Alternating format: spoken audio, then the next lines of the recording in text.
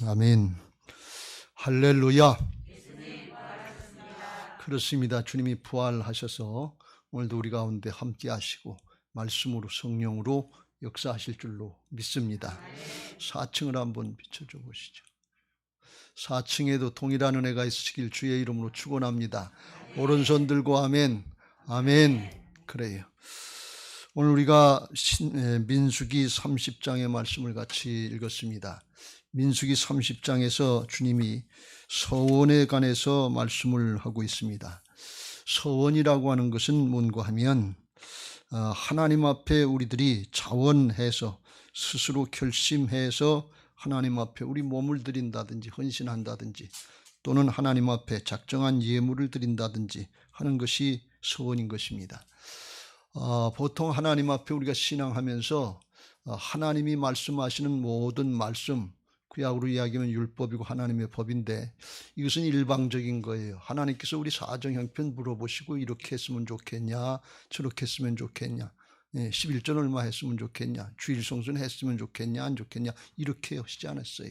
주일 성수해라, 예배 생활해라, 기도 생활해라, 온전한 11조 생활해라, 말씀을 순종해라, 하나님을 경외하라, 부모를 공경하라. 이건 그냥 일방적인 명령이에요. 우리의 뭐 타협하는 게 아니에요. 어떻게 그렇게까지 할 수 있나.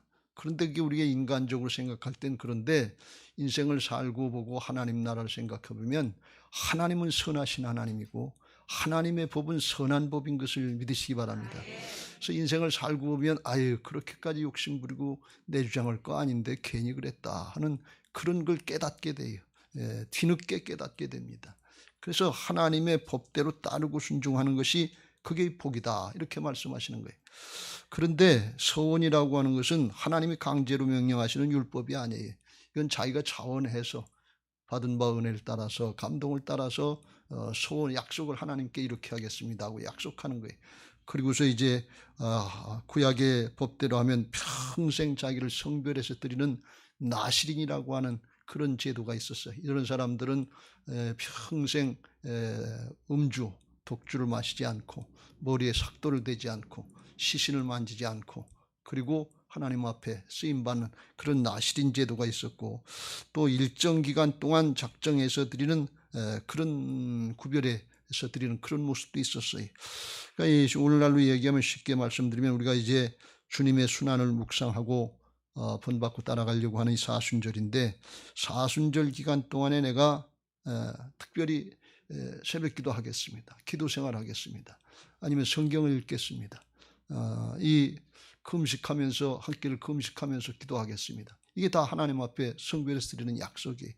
하나님 앞에 금식은 못하지만 미디어 금식, 텔레비는 안 보겠습니다. 스마트폰 전화 외에 다른 건 안 하겠습니다. 이 미디어 금식, 한 끼 금식한 거 가지고 하나님 앞에 구제하는 마음으로 헌금하겠습니다. 이런 것들은 일정 기간 동안에 자신을 드리고 또 하나님 앞에 작정한 예물도 드리는 이런 것들이 이것들을 드릴 때 하나님 앞에 주님이 그걸 꼭 지켜라 이렇게 말씀하십니다. 왜 그런가 하면 하나님이 이걸 기뻐하시기 때문에 그렇습니다. 사람이 하나님 앞에 그냥 말씀만 순종해도 하나님이 기뻐하시는데 자원해서 자기 스스로 우러나와서 하나님 앞에 이렇게 또 하겠다 그러면 하나님이 얼마나 기뻐하시겠냐 말이죠. 자식이 부모가 원하지 않은 일인데 자기가 자원해서 모이고 부모님께 이걸 사드린다든지 뭘 맛있는 걸 옷을 사드린다든지 아니면 더 좋아하는 용돈 쓰시라고 주신다든지 주시는 게 아니라 준다든지 그러면 더 좋을 거 아니에요. 이 자원해서 하는 거 이걸 하나님이 기뻐하신다는 거예요. 그래서 그걸 꼭 해라. 그러면 하나님께서 그를 따라서 축복하시겠다. 그런 말씀입니다. 하나님이 이 자원에서 드린 소원을 약속하신 때가 언젠가 하면 이스라엘 백성들이 출애굽해서 가나안 땅에 들어가기 전에 그때 이걸 말씀하신 게 모든 절기를 지키는 예배를 말씀하시고 이 소원에 대해서도 말씀하시는 이유는 뭔가 하면 가나안 땅에 들어가서 그 가나안 족속과 싸우는 정복전쟁은 사람과의 싸움이 아니라 죄악을 징벌하시고 다스리시는 영적인 전쟁이에요.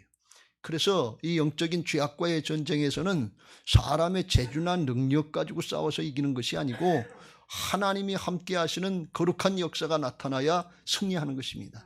그래서 그 하나님의 거룩한 역사에 쓰임받을 수 있는 사람은 인간적인 재주나 능력 가지고 싸워서 이기는 것이 아니고 하나님 앞에 거룩하게 성별된 사람들이 쓰임받게 되는 것을 믿으시기 바랍니다. 할렐루야. 근데 말씀만 따라도 순종하면서 따르고 순종해도 거룩한데 자원해서까지 순종하려고 그런다면 더 거룩 아니겠어요?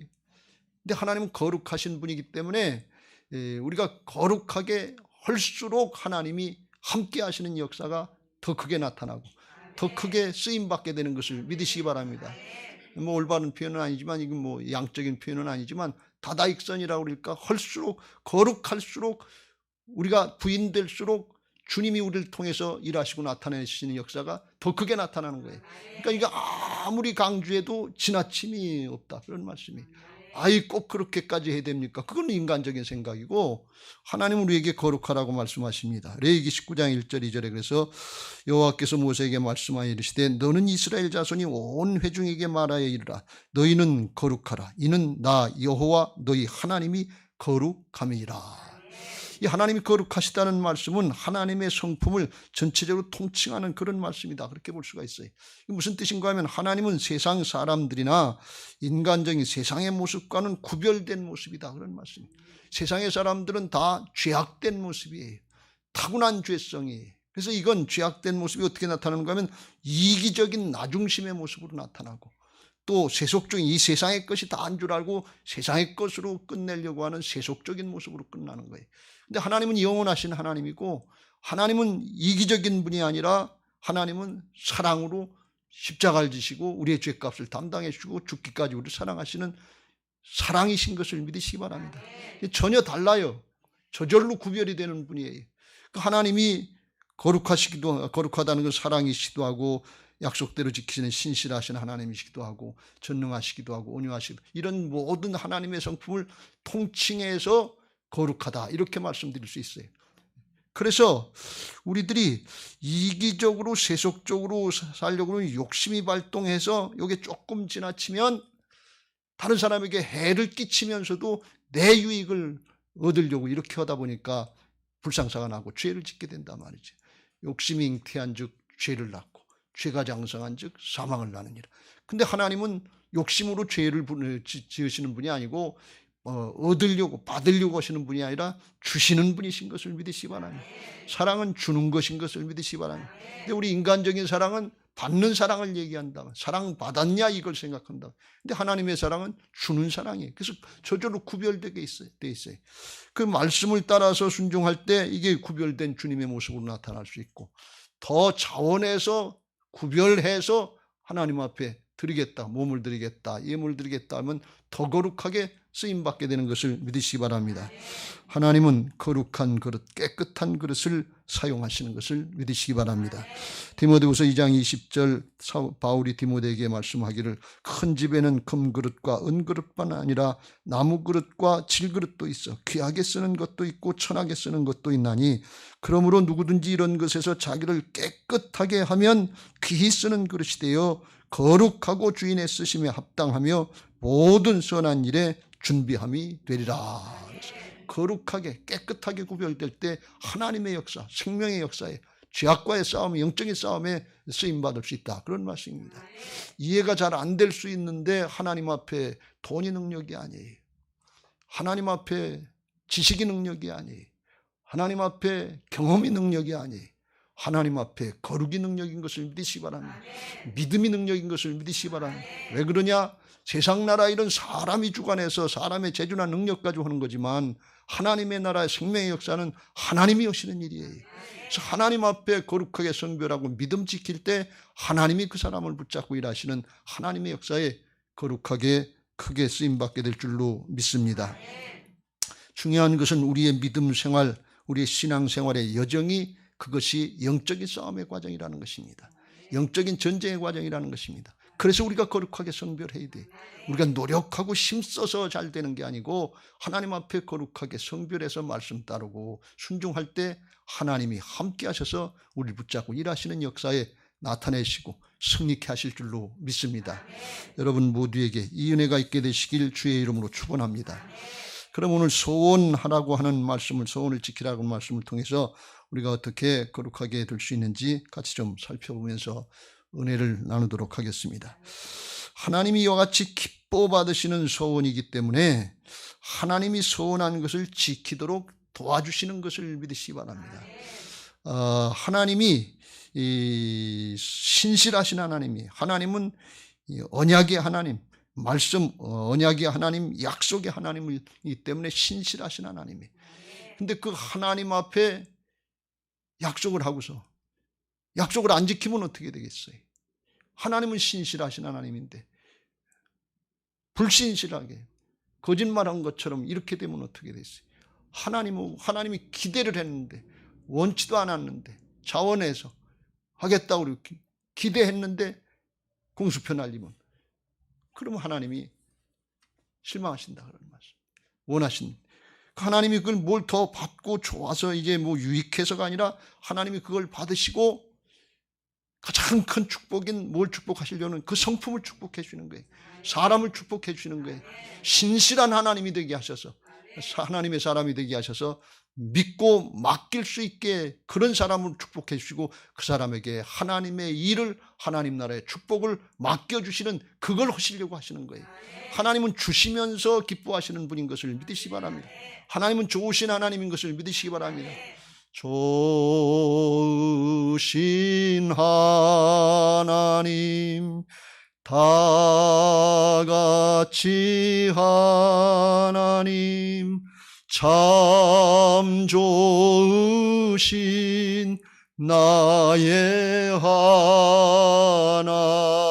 하나님. 그렇습니다. 하나님 좋으신 하나님이. 근데 우리가 악하고 이기적이니까 하나님도 그런 줄 알고 주관을 객관화시켜요, 자꾸. 그래서 아깝고 인색하게 생각하고 내 것까지 뭘 하는 줄 알고 착각하고 이게 불순종할 때가 너무 많은 거예요. 근데 하나님 그런 뜻이 아니에요.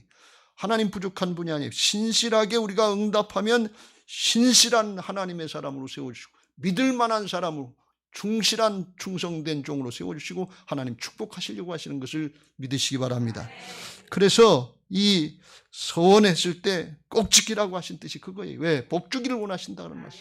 함께 하기를 원하신다 그래요. 그래서 오늘 2절에 여기 성경의 사람은 남자를 얘기하는데 일반적인 소원에 대한 원칙이 뭔가 하면 사람이 여호와께 소원하였거나 결심하고 서약하였으면 깨뜨리지 말고 그가 입으로 말한 대로 다 이행할 것이니라. 꼭 지켜라 그런 말씀이에요. 그래야 신실한 사람이 된다 그런 말씀이에요. 여러분 잘 생각해 보세요. 오늘날 교회와 성도들이 세상의 사람들에게도 비난받고 손가락질 당하는 경우가 있는데 그것은 우리가 물질적인 축복, 소유의 축복, 성공하고 잘난 축복 이걸 못 받아서 손가락질 당하는 게 아니에요. 사람 앞에나 하나님 앞에 이게 말을 하고 말대로 그대로 신앙대로 그대로 못 사니까 이게 문제가 되는 거지 복을 못 받아서 문제가 되는 게 아니에요. 여러분 기독교 신앙의 국가가 기독교를 배척하는 공산주의나 이슬람권보다 훨씬 잘 산다고 하는 것을 믿으시기 바랍니다. 잘 살게 돼 있어요. 왜? 그게 하나님의 축복의 원리가 성경에 있기 때문에 그래요. 그래서 좌경화가 무섭다는 거예요. 이건 나라 망하는 꼴로 가는 거예요. 근데 우리가 하나님이 신실하셔서 우리를 신실한 사람으로 만들어주시고 다 맡겨주시려고 하시는 게 하나님의 뜻인데 그걸 안 할 이유가 뭐가 있냐 그런 얘기예요. 그래서 그걸 꼭 하라고 말씀하시는 거예요. 아유 꼭 하라 그러면 그 부담되고 힘들어서 어떻게 하나. 근데 그 하나님의 심정, 하나님의 중심을 모르기 때문에 그래요. 인간적으로 죄성을 가지고 이기적으로 판단하기 때문에 그래요. 그 착각에서 벗어나시길 주의 이름으로 축원합니다. 그 죄성이 우리에게 있다면 오늘 말씀 중에 회개하고 돌이키시길 주의 이름으로 축원합니다. 정말 그렇습니다. 전도서 5장 4절부터 6절은 조금 더 강력하게 말씀하시는데 내가 하나님께 소원하였거든 갚기를 더디게 하지 말라. 하나님은 우매한 자들을 기뻐하지 아니하시나니 소원한 것을 갚으라. 왜 우매하냐? 하나님은 복 주시려고 하시는데 이걸 오해하고 있다는 늦추지 말라 그런 말씀이. 소원하고 갚지 아니하는 것보다 거짓말하는 것보다 소원하지 아니하는 것이 나으니 내 입으로 내 육체가 범죄하게 하지 말라. 천사 앞에서 내가 내가 서원한 것이 실수라고 말하지 말라. 어찌 하나님께서 내 목소리로 말미암아 진노하사 내 손으로 한 것을 멸하시게 하랴. 그래서 하나님이 서원을 안 지키시면 진노하셔서 징벌하신다, 이렇게 말씀하시는데 그 하나님의 중심의 마음은 징벌에 있는 게 아니에요. 그걸 꼭 지키고 복받으라고 하시는 하나님의 역설적인 표현인 것을 믿으시기 바랍니다. 하나님이 우리의 죄를 위해서 죽기까지 아들을 내주시고 죄사함을 받게 하시고 구원받고 하나님의 나라에 천국에 들어가게 하시는 하나님은, 천국을 말씀하시고 천국 영생을 보장하시는 하나님은 지옥도 말씀하신다 그런 말씀이에요. 왜요? 지옥에 가지 말라 그런 말씀이에요. 천국에 꼭 들어가라 그런 말씀이에요. 그 뜻이에요. 이게 역설이에요. 부모가 자식에게 너 이 녀석 그렇게 하면 혼나? 그럼 혼나라는 뜻입니까? 그렇게 하지 말고 혼나지 말라는 뜻이지요. 이게 부모의 심정이에요. 여러분, 하나님의 말씀을 받을 때 성숙한 자녀의 모습으로 신앙하시길 주의 이름으로 축원합니다. 날 저주해, 날 책망해, 그게 아니에요. 하나님의 뜻이 어디, 하나님의 중심이 어디 있는가, 그걸 붙잡을 때 은혜가 되고 내 중심도 주님의 마음과 하나가 되는 은혜가 있게 될 줄로 믿습니다. 보통 소원이라고 하는 것이 내 마음대로 하는 것 같지만 사실은 하나님이 우리 안에서 하나님을 기쁘시게 하는 뜻을 주시기 위해서 소원을 주신다 그랬어요. 그래서 하나님이 도우신다 그런 말씀. 빌립보서 2장 13절 위에 너희 안에서 행하시는 이는 하나님이시니 자기의 기쁘신 뜻을 위하여 너희에게 소원을 두고 행하게 하시나니 모든 일을 원망과 시비가 없이 하라. 원망하거나 불평하지 말라. 시비 가리지 말라. 광야 이스라엘 백성들 출애굽 1세대들 모양 원망하고 불평하다 그걸로 끝났어요. 그렇게 하지 말라 그러니 이는 너희가 흠이 없고 순전하여 어그러지고 거스르는 세대 가운데서 믿음이 없고 패역한 세대, 강팍한 이 세대 가운데서 하나님의 흠없는 자녀로 세상에서 그들 가운데 빛 가운데로 나타냅니다. 하나님이 어둠의 세상, 죄악된 세상에 하나님이 함께 하시는 역사를 통해서 빛의 자녀로 나타내시기 위해서 소원을 주시고 순종하게 하신다는 말씀. 순종하면 하나님이 도우시고 함께 하실 줄로 믿습니다. 존재 자체를 바꿔주시는 것입니다. 그리고 물질의 축복도 하나님이 맡겨주시고 쓰임받게 하시는 거예요.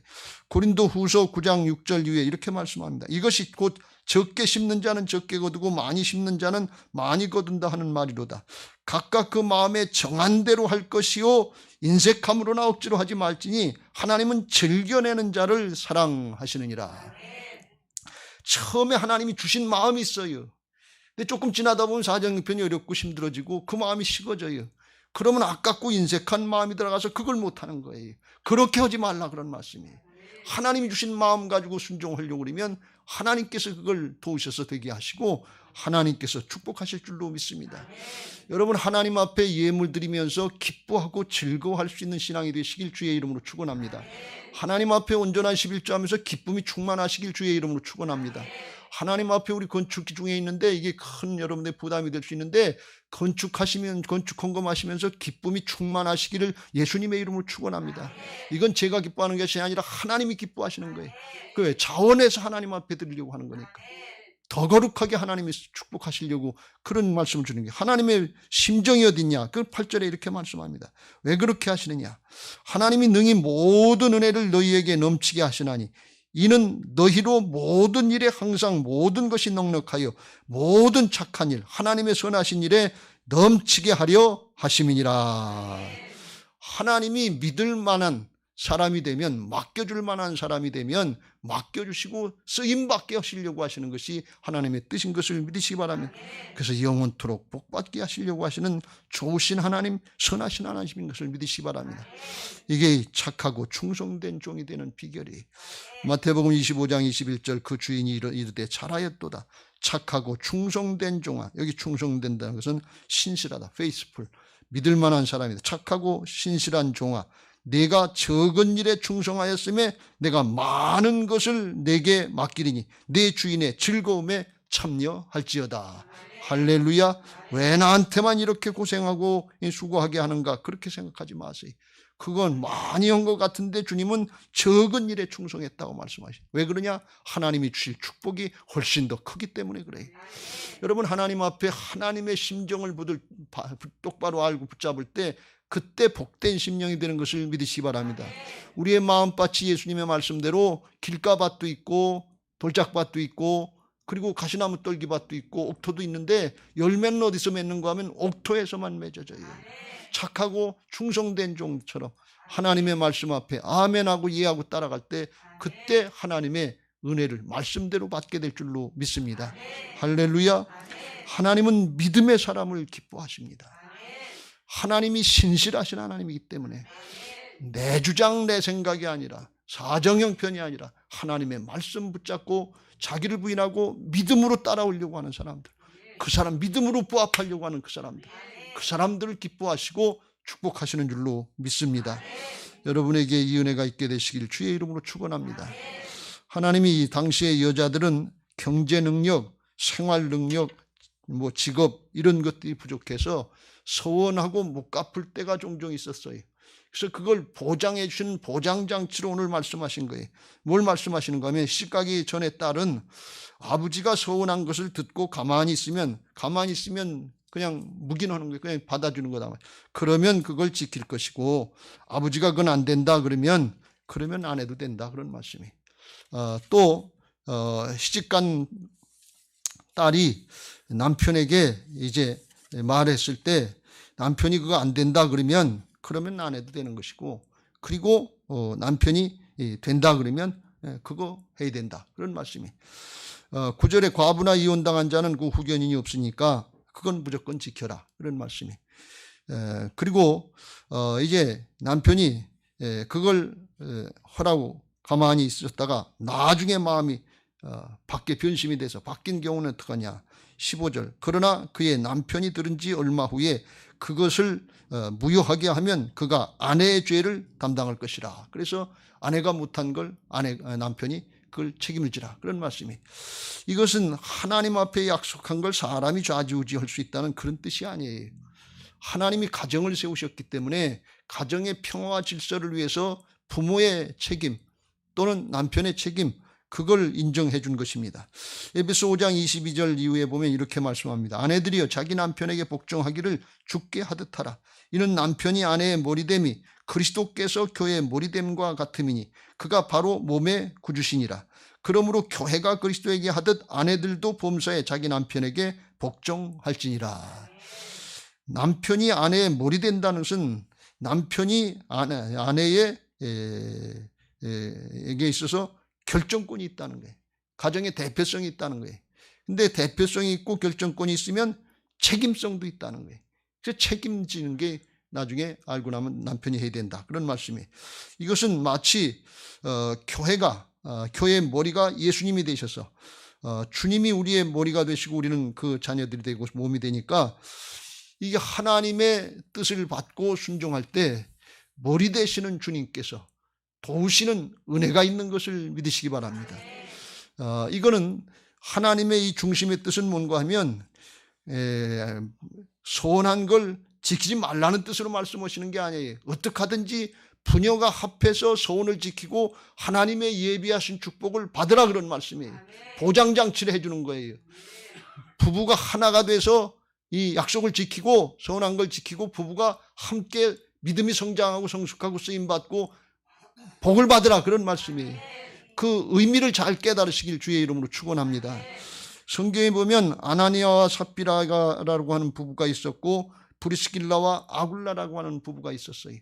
아나니아와 삽비라는 사도행전 5장에 나오는데 하나님 앞에 부부가 약속을 해서 예물 드리겠다고 소원하고서 나중에 둘이 공모해서 약속대로 안 했어요. 그래서 성령님께서 베드로를 통해서 드러내시고 그걸 하나님께서 징벌하신 걸 볼 수가 있어요. 부부가 같이 보를 받았어요. 그런데 로마서 16장 3절 4절에 보면 브리스길라와 아굴라 부부는 목숨까지 내놓고라도 하나님 앞에 바울을 도와서 하나님의 역사를 감당하려고 했던 거 그거 지키는 걸 볼 수가 있어요. 바라기는 하나님 앞에 영원한 하나님 나라 차원에서 부부가 하나가 돼서 합심해서 하나님 앞에 서운한 것들 지키시고 그리고 믿음도 존재 자체도 성장하고 성숙하고 하나님의 은혜와 축복을 아주 영원토록 누리시길 주의 이름으로 축원합니다. 할렐루야. 하나님의 심정이 어딨냐 그런 얘기, 하나님의 뜻이 어딨냐 하는 걸 이걸 잘 붙잡으시길 주의 이름으로 축원합니다. 자, 그럼 구체적으로 소원을 지키고 복받은 사람, 쓰임받은 사람들이 사무엘 같은 한나 같은 사람이 있고, 그렇지 않고 기회를 잃어버린 삼손 같은 사람이 있는데, 이 두 사람의 과정을 좀 살펴보고 마무리하겠습니다. 사무엘의 어머니는 한나였는데 처음에 아이를 못 낳으니까 그 둘째 부인인 분인 나가와서 욕을 하고 대적질하고 마음도 상해고 자식도 못 나니까, 옛날에 이게 큰 문제니까 하나님 앞에 나와서 여호와께 기도하는데 마음이 괴로워서 통곡하면서 기도했다 그랬어요. 그래서 하나님 앞에 11절 서원하기를, 서원하여 이르되 만군의 여호와여, 만일 주의 여종의 고통을 돌보시고 나를 기억하사 주의 여종을 잊지 아니하시고 주의 여종에게 아들을 주시면 내가 그의 평생에 그를 여호와께 드리고 삭도를 그의 머리에 대지 아니하겠나이다. 그래서 하나님 앞에 아들 주시면 하나님 앞에 나시를 구별해서 드리겠습니다. 이런 약속을 한 거예요. 소원을 하나님 앞에 한 거죠. 이 한나가 하나님 앞에 드리는 기도의 심정, 이게 중요한데, 이게 자기로서는 이제 어떻게 할 수가 없어요. 그래서 전적으로 하나님 앞에 맡기고 하나님이 도와주시지 않으면 안 됩니다. 하나님이 허락하시지 않으면 안 됩니다. 하나님 태문을 열어주옵소서. 하나님 아들을 주시고 하나님 앞에 쓰임받게 없어서. 요게 가난한 심령이에요. 하나님 외에 다른 방법, 하나님 안 주시면 이 산부인과 가서 인공으로 하겠습니다, 이런 얘기가 아니에요. 오직 하나님만 의지하는 거예요. 하나님이 아니면 방법이 없습니다. 하나님이 아니면 도우심의 길이 없습니다. 요게 가난한 심령이에요. 심령이 가난한 자가 천국을 보게 되는 것을 믿으시기 바랍니다. 하나님의 영적인 축복의 첫 번째가 가난한 심령인데, 이 가난한 심령부터 모든 게 다 열려져 있어요. 근데 우리들이 신앙하면서 하나님 외에도 다른 방법이 있는 줄 알고 생각해요. 하나님 외의 지식, 하나님 외의 경험, 하나님 외의 돈, 하나님 외의 권력, 이렇게 하려고 그러니까 하나님의 역사를 보지를 못해요. 가난한 심령으로 기도하시길 주의 이름으로 축원합니다. 가난한 심령으로 기도하니까 엘리 제사장이 맨 처음에 술 취한 줄 알고 언제까지 술 취해서 있겠냐 그랬다가, 그게 아니니까 내가 기도하여 구한 것을 허락하시기를 원하노라 하면서 축복 기도를 해줬어요. 그랬더니 이 한나가 당신의 여종이 당신께 은혜 입기를 원하나이다 하고 가서 얼굴에 다시는 근심의 빛이 없더라. 그래서 주의 종을 통해서 축복하신 그걸 믿음으로 받았다. 믿음으로 받았기 때문에 그 마음에 즉시로 평강이 임한 거예요. 수심이 없어졌다 그런 얘기예요. 여러분, 가난한 심령의 사람은 하나님의 축복, 하나님의 말씀을 믿음으로 받게 된다는 사실을 믿으시기 바랍니다. 그렇게 하려고 해서가 아니라 그렇게 되는 거예요. 왜? 하나님밖에는 방법이 없으니까. 말씀밖에는 방법이 없으니까. 하나님의 말씀 앞에 아멘 되는 거예요. 예가 되는 거예요. 하나님의 약속은 그리스도 예수 안에 있는 사람들에게, 변화받은 믿음의 사람들에게는 얼마든지 이해가 되니 아멘에서 하나님께 영광 돌리게 되느니라. 할렐루야. 우리 교회 금년에 아멘이 터지게 되시길 주의 이름으로 축원합니다. 예배 시간에 졸지 말고 아멘 하면 졸음의 마귀가 물러가요. 정말이야, 이건 웃음의 얘기 같지만 이게 아멘 할까 말까 이게 계산하고 판단하다가 그걸 놓쳐요. 믿음의 고백이 안 돼요. 아멘 하면 하나님께 영광 돌리게 된다는데, 그것만 해도 영광 돌리게 된다는데 우리가 왜 못하겠어요? 그런데 이게 중심이 세상신에게 마음 뺏기면 그게 안 돼. 나 자신에게 마음 뺏기면 그게 안 돼. 아멘 할 수 있게 되시길 주의 이름으로 축원합니다. 그랬더니 하나님께서 이제 한나를 축복하시는데 집에 가서 남편과 동침하며 여호와께서 그를 생각하신지라. 믿음으로 응답하니까 그 믿음대로 돼가는 거예요. 그래서 20절에 한나가 임신하고 때가 이름에 아들을 낳아 사무엘이라 이름하였으니 이는 내가 여호와께 그를 구하였다 함이라. 그래서 그 말씀대로 믿음대로 하나님께서 아들을 주셔서 축복하시고, 그리고 하나님의 믿음의 역사, 성취를 보게 되는 걸 볼 수가 있어요. 여러분, 아멘으로 받으면 내 안에서, 이 한나 안에서 육적인 잉태가 이루어지기 전에 영적인 잉태가 이루어지는 거예요. 마리아의 속에서 성령으로 잉태하신 역사와 같이 영적인 잉태, 영의 사람의 잉태가 이루어지면 그게 믿음으로 받을 때 현실에 믿음의 증거로 나타나는 것을 믿으시기 바랍니다. 믿음은 바라는 것들의 실상에 보이지 않는 것들이 증거로 나타나서 그게 되는 그 과정을 여기서 말씀하는 거예요. 믿음으로 응답하시길 주의 이름으로 축원합니다. 하나님 앞에는 믿음이 중요해요. 다른 거 하나도 중요하지 않아요. 하나님께는 모든 게 다 있어요. 하나님 우리의 믿음만 요구하시는 것을 믿으시기 바랍니다. 오직 의인은 믿음으로 말미암아 살리라. 다른 걸로 산다고 말씀하시지 않아요. 그걸 붙잡으시길 주의 이름으로 축원합니다.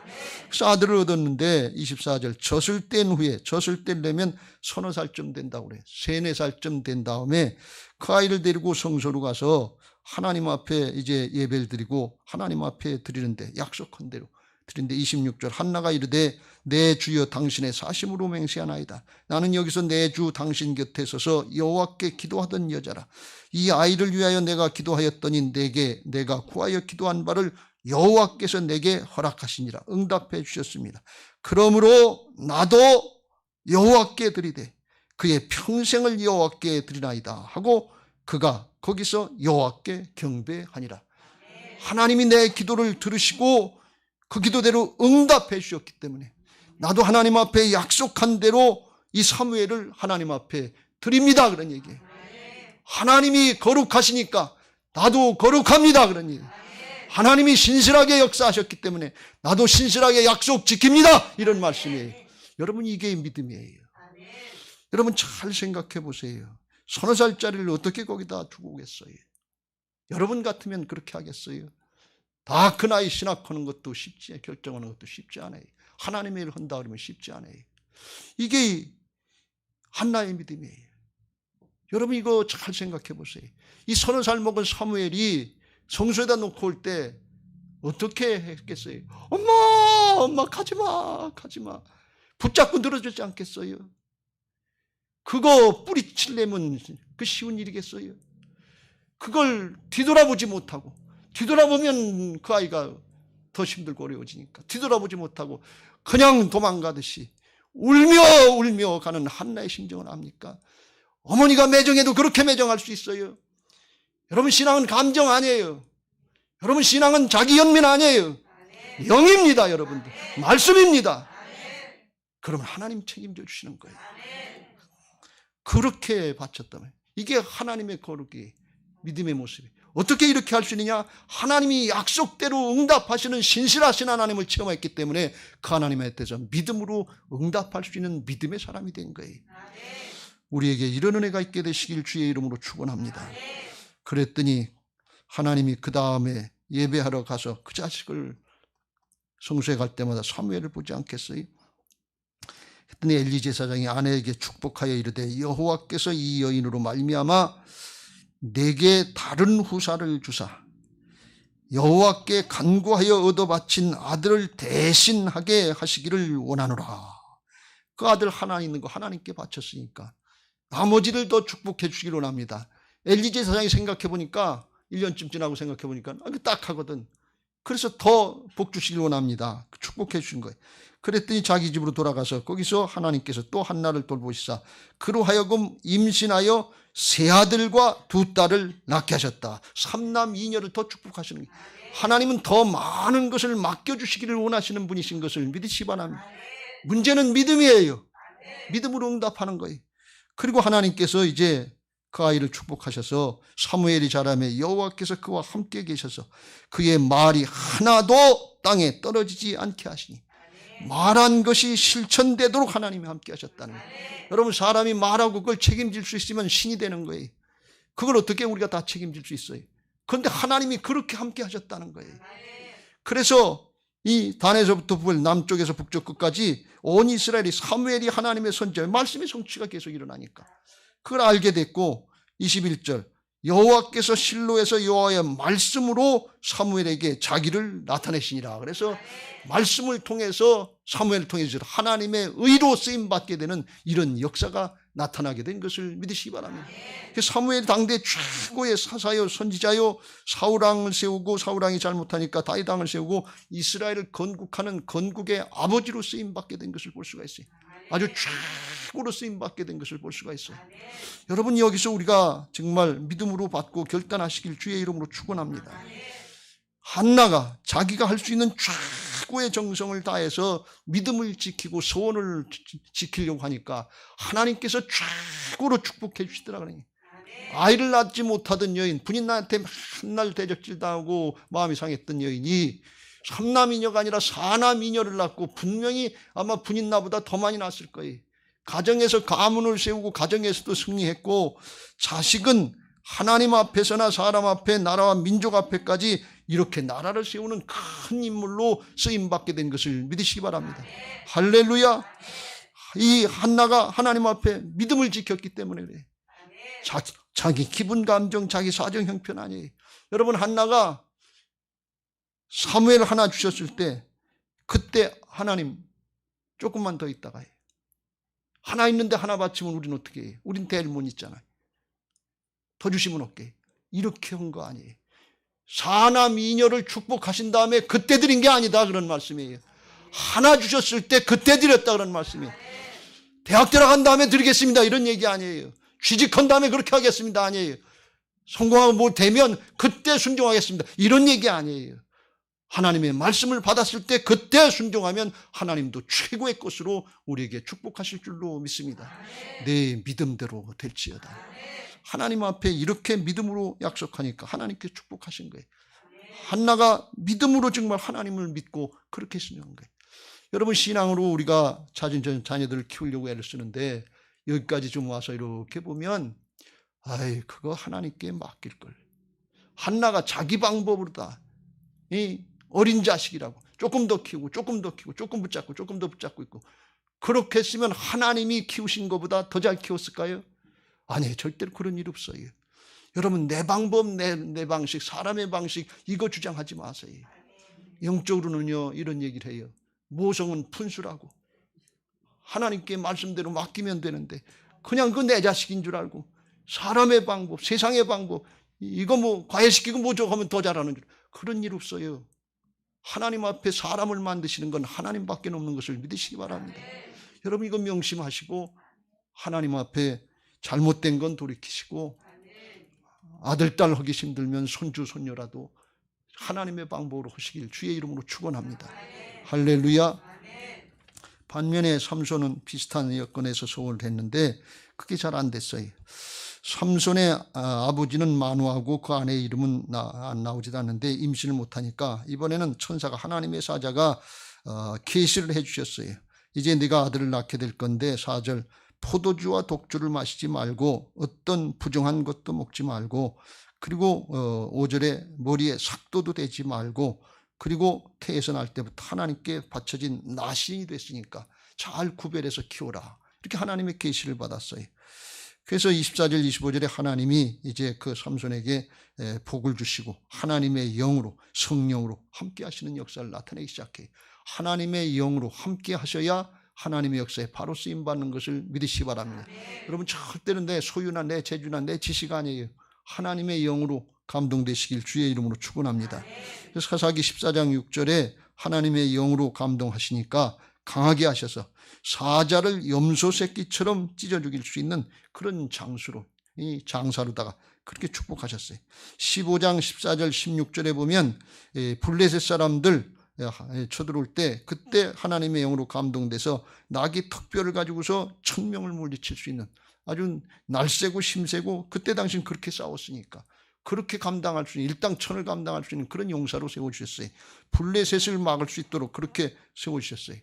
그런데 이 삼손이 좀 커지고 청년이 돼서 육신의 정욕 때문에 그만 여기 유혹에 넘어가서 블레셋의 기생 들릴라에게 유혹에 넘어가서 거기에 말하지 말아야 될 비밀을 말하게 됩니다.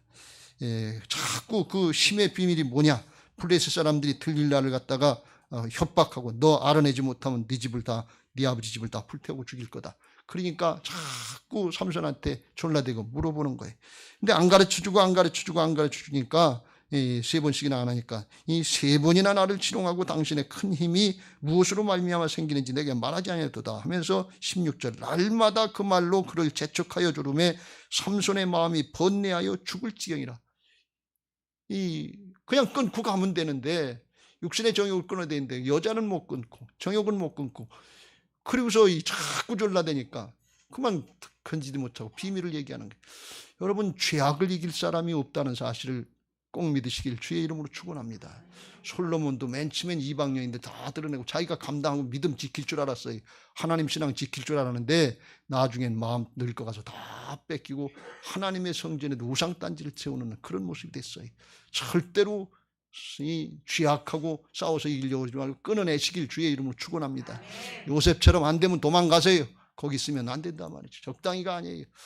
그래서 결국은 넘어갔어요. 그래서 내 머리는 어릴 때부터 삭돌 되지 않았는데 칼을 대지 않고 안 깎았는데 이게 나시린의 규례고 비밀이다 그랬어요. 그래서 드리다가 19절에 보니까 무릎에 잠재우게 하고서 그리고서 머리털 7가락을 밀고 잘라보고 힘쓰나 보니까 힘이 없어졌단 말이에요. 그래서 블레셋 사람들을 불러들여 가지고서 삼손에게 이제 블레셋 사람들이 왔다 그러니까 일어나서 전과 같이 싸워서 이기려고 하는데 이미 여호와께서 이미 자기를 떠나신 줄을 깨닫지 못하고 이미 힘이 다 아파요. 하나님이 함께 하시지 않으면 아무것도 아니란 말이죠. 여러분 이거 진짜 체험할 때가 있어요. 난 내 재주 가지고 돈 번다 하는 사람들 많은데 그런데 하나님이 함께 하시면 나중에 어떤 고백이 나오는 건 10원짜리 한 장도 내 힘으로는 얻을 수 없습니다. 볼 수 없습니다. 이 고백이 나오게 하십니다. 정말입니다. 근데 그럴 때 깨닫고 하나님께 돌이키면 은혜인데 잘못 깨달아요. 하나님이 아니시면 나는 스스로 아무것도 할 수 없습니다. 이게 예수님의 고백이에요. 우리에게도 그런 고백이 있고 가난한 심령으로 주님을 의지하시길 주의 이름으로 축원합니다. 할렐루야. 블레셋 사람들이 돌아가지고서 두 눈을 빼고 노줄로 매고서 옥에서 맷돌을 갈게 하니까 이게 얼마나 비참하고 얼마나 조롱거리가 됐냐면 그리스도인들이 세상 사람들에게 조롱거리가 돼서는 안 될 줄로 믿습니다. 힘 빠지고 능력 빠지고 하나님이 함께 하시지 않으면 조롱거리 돼요. 우리는 주님이 함께 하시도록 거룩해야 될 줄로 믿습니다. 믿음 지켜야 될 줄로 믿습니다. 그러니까 삼손이 너무 처량한 거예요. 자기 인생이. 그래서 마지막으로 하나님 앞에 부르짖어 기도하기를 하나님 여호와여 구하옵나니 이번만 내 기도를 한 번 더 들어주셔서 내 원수들 갚고 죽게 하옵소서.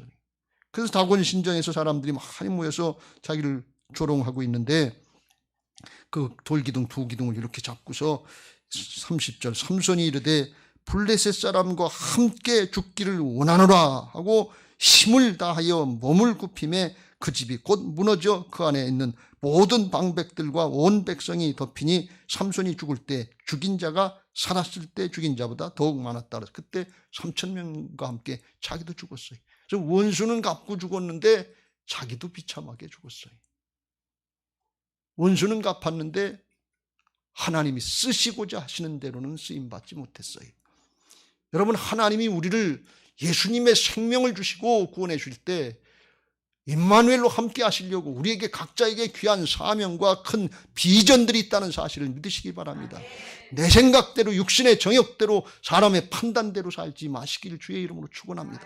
하나님의 약속의 말씀 붙잡고 아멘 응답하고 순종하려고 그러면 하나님 이를 기뻐하시는 일이라 하나님께서 도우셔서 함께 하셔서 삼손이 아니라 사무엘처럼 쓰임받게 하시는 은혜가 있을 줄로 믿습니다.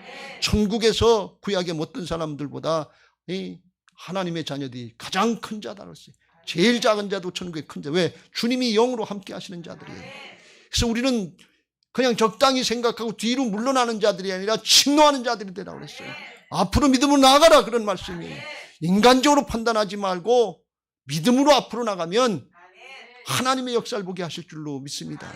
이 삼손의 모습을 보면서 참 안타까운 것이 자신도 육신의 정욕 때문에 잘못했지만 그 부모가 날 때부터 자기들 부모를 통해서 나실이랑 구별을 하라고 그랬는데 그 가서 육신의 정욕에 블레셋의 기생 드릴라에게 유혹에 빠져 넘어갈 때 그때 그걸 막았어야지요. 막을 수 인간적인 힘으로 부모의 힘으로 막을 수 없었으면 하나님 앞에 맡기고 기도했어야지요. 한나처럼 붙들고 씨름했어야죠. 가난한 심령으로 기도했어야죠. 하나님 나는 저를 감당할 수 없습니다. 하나님 도와주세요. 불쌍히 여겨주세요. 내 자식 저렇게 놔두지 마세요. 쓰임받게 하옵소서. 사명 감당하게 하옵소서. 비전 붙잡게 하옵소서. 기도해야지요. 이거보다 더 귀한 일이 어디 있습니까? 여러분 세상적인 관점으로 세상적인 가치관으로 신앙하지 마세요. 그거 잠깐 지나가요. 이 일이 일어난 지가 3,000년쯤 지났어요. 우리가 지금 생각해 보면 삼손이 뭘 그렇게 대단하게 육신의 향락쾌락을 했다고 그거 뭘 좋겠어요. 여러분 마지막 때 세상의 향락과 쾌락 육신에 사는 먹고 마시고 시집가고 장가고 사고 팔고 여기에 마음 뺏기지 마시길 주의 이름으로 축원합니다. 영원한 하나님 나라가 있어요. 주여 나를 불쌍히 여겨 주옵소서. 나로서는 안 되지만 하나님은 되시는 줄로 믿습니다. 한나의 심정으로 기도하시고 주님의 주권을 인정하시고 서원 지키시길 주의 이름으로 축원합니다. 서원 못 지킨 거 있으면 회개하고 돌이키세요. 그거 한나의 심정으로 하나님 이거 하고 죽겠어요. 이 삼손이 마지막일에 그거라도 하고 죽게 해달라고 그 기도 들어주셨는데, 서원 지키게 해달라고 그러는데 하나님 그 기도 안 들어주시겠어요? 중심으로 사모하고 원하면 하나님이 들어주실 줄로 믿습니다. 하나님이 우리를 통해서 이루실 줄로 믿습니다. 이게 주님이 우리 주인 돼서 이루시는 부활신앙인 것을 믿으시기 바랍니다. 여러분, 부활신앙이 돼서 새 사람이 되면 믿음이 생기는 거예요. 광야의 이스라엘 백성들이 출애굽 1세대들은 원망하고 불평하다가 없다 이것도 없고 저것도 없다 다 불평하고 원망하고 그러다 죽었지만, 출애굽 2세대들은 물이 없다 할 때 원망하고 불평하다 불뱀에 물려 죽게 되니까 이렇게 하다간 다 죽게 생겼다. 우리 부모들처럼 다 광야에서 죽게 생겼다. 안 된다. 회개하고 돌이키자. 그리고 회개하고 돌이키는데 불뱀이 와서 물으니까 많은 사람이 죽으니까 하나님 앞에 모세한테 와서 기도하기를 불뱀을 물리쳐 주옵소서. 불뱀을 얻게 하옵소서. 없게 해달라고. 이렇게 기도해달라고 요청을 했어요. 근데 모세가 하나님 앞에 기도하니까 하나님께서 들으시고 불뱀을 없어진 게 아니라 장대에다 놋뱀을 하나 만들어서 그걸 치다 보라고 그랬어요. 이게 무슨 차이인가 하면 이스라엘 백성들은 불뱀의 문제를 없애달라는 거예요. 문제의 근원을 없애달라는 거예요. 근데 하나님은 불뱀을 없애주는 게 아니라 사람이 문제다 그런 얘기예요. 믿음이 문제다 그런 말씀이에요. 그래서 그걸 믿음으로 봐라 그런 말씀이에요. 믿음으로 바라보니까 진짜 불뱀에 물려서 죽게 생긴 사람이 낫게 되는 거예요. 그러니까 사람의 관심은 문제에 있지만 하나님의 관심은 우리 자신에 있다는 사실을 믿으시기 바랍니다. 그래서 그걸 체험하고 나니까 광야의 출애굽 2세대들이 하나님 믿으니까 되는구나. 불뱀에 물려도 되는구나. 불뱀이 있어도 상관없구나. 하나님만 계시면 되는구나. 믿음만 있으면 되는구나. 죽어도 사는구나. 부활의 신앙으로 거듭나는 거예요. 사람의 존재가 바뀐 거예요. 그래서 그때부터는 모이가 없다 불평하지 않고 40년 동안 방하던 광야 생활을 1년 안에 요단강 동편으로 가는 그런 은혜가 있는 것을 믿으시기 바랍니다. 이게 복음을 체험한 사람이에요. 복음을 체험한 사람은 그래서 이건 문제 사정 형편 그런 거 따지지 않고 복음이면 다 됩니다. 복음이면 다 됩니다. 복음이면 다 됩니다. 이거 그냥 말로다만 선포하는 게 아니에요. 사람이 바뀌면 중심에서 우러나와서 믿음이 되는 것을 믿으시기 바랍니다. 사람이 바뀌면 돼. 하나님 우리 자신에게 관심 있는 거지 돈에 관심 있지 않아요. 명예나 권력에 관심 있지 않아요. 하나님에겐 천하 만물을 다스리시는 권력이 있어요. 능력이 있어요. 그런 거 관심 있지 않아요. 우리 자신이 문제예요. 그래서 이 복음을 체험한 사람들은 광야 이스라엘 출애굽의 2세대들 모양 불뱀이 있어도 문제가 없습니다. 광야라도 상관없습니다. 과거와 똑같은 조건이라도 상관이 없습니다. 코로나가 똑같아도 두려워하지 않겠습니다. 이 심정으로 바뀌어지는 거예요. 믿음이 생기는 거예요. 그래서 복음을 체험한 사람은 하나님이 믿어지니까 믿음이 생기는 거예요. 복음을 체험한 사람은 하나님이 믿어지니까 두려움이 없어지는 거예요. 그래서 믿음으로 순종할 수 있는 거예요. 여러분 전혀 달라요. 내 육신의 옛사람을 하던 신앙하고 똑같은 줄 알고 똑같이 판단하지 말고 오늘 회개하고 예수님을 주인으로 믿으시길 주의 이름으로 축원합니다. 의심 많았던 도마가 나의 주님이시여 나의 하나님이시여 고백했던 그 고백 있게 되시길 주의 이름으로 축원합니다. 그러면 하박국서 선지자가 고백했던 것처럼 없는 게 문제가 아니라 무화과 나무가 무성하지 못하며 포도나무에 열매가 없으며 감람나무에 소출이 없으며 밭에 먹을 것이 없으며 우리의 양이 없으며 외양간에 소가 없을지라도 나는 여호와로 말미암아 즐거워하며 나의 구원의 하나님으로 말미암아 기뻐하리로다. 없는 것 때문에 출애굽 1세대들은 원망하고 불평하다 죽었는데 없는 것 때문에 하나님 바라보고 기뻐하고 즐거워하는 믿음이 있다. 그런 말씀이에요. 이게 은혜로 사람이 바뀌어지면 되는 것을 믿으시기 바랍니다. 이게 복음이에요. 그래서 복음은 능력이에요. 복음이면 다 되는 거예요. 안 바뀌고 복음을 체험하지 못하고 회개하고 돌이키지 않고 자꾸 안 됩니다. 안 돼. 그렇지 사람은 안 돼요. 사람은 안 되는데 하나님은 다 되시는 것을 믿으시기 바랍니다.